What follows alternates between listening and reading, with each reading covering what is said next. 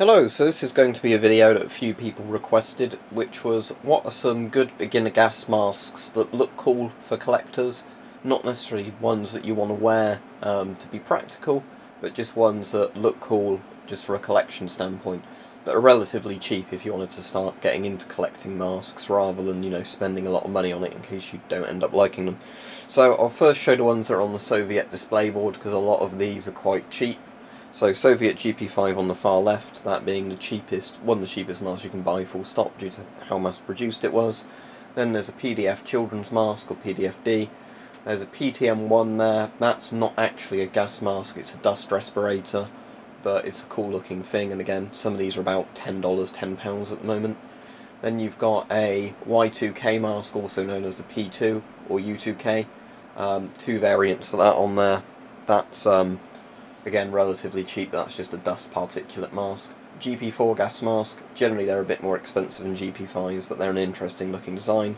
Another PTM1, that one in white, and then there's a GP5M on the right. But what I'm also going to do now is just show you some other sort of masks that you can get relatively cheaply and look quite cool if you wanted to get them. Again, not always the most practical masks, but they're cool looking and they're often not that expensive. Okay, so let's go through some more masks. So there's the French M51, also known as the Belgian M51, and these are often £20 to £30 sort of price range, and they've got that nice retro style to them.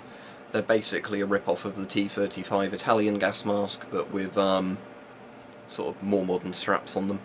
But again, you can get these very cheap, and even if they don't work, if you just wanted them as a cool looking collection piece, they're not a bad price for that.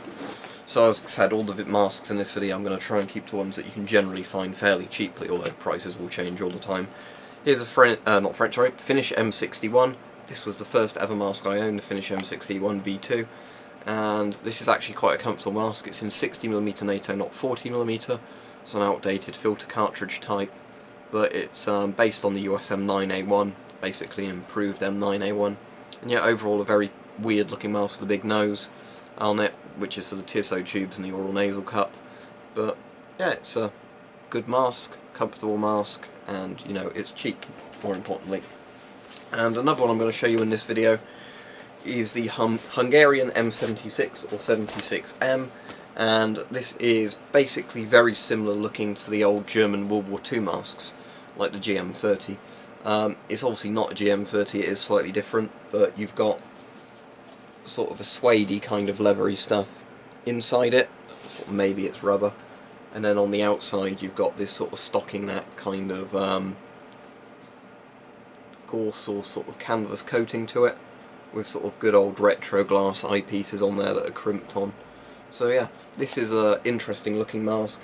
Again, I find with these they're very hard to get to fit properly and make a good face seal, but they are cool looking old masks.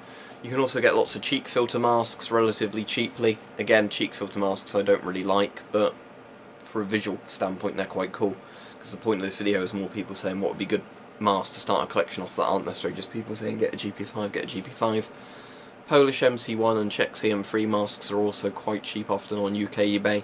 Again, some of these masks might vary a bit in price from around the world. British light anti-gas respirators you can often get over here for about £30, which isn't bad as well.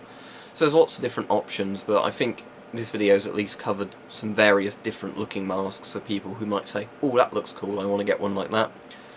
And these are masks generally that always seem to be in the cheaper price ranges, whereas some masks, you can sometimes see them at a good price, but that doesn't mean other people looking will find them at a good price. But hopefully you've enjoyed this video and it gives people some ideas who wanted to know about what are some good beginner masks to get that look unusual, not necessarily to wear, that might kickstart your interest in collecting respirators. So there are my picks.